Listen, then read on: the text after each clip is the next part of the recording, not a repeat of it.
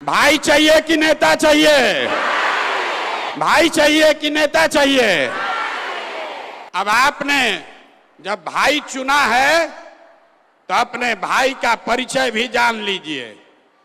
पिछले 10 बरस में आपके इस भाई ने जिस दल का, जिस नेता का हाथ पकड़ा, जिसको सलाह दिया, वो सब आदमी जीत के राजा हो गया।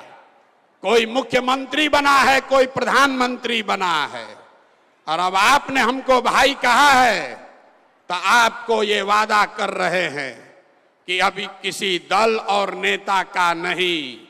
आपने हाथ में राखी बांधी है तब आपका हाथ पकड़ रहे हैं और भरोसा रखिए आपको भी हारने नहीं देंगे, आपको भी हारने नहीं देंगे।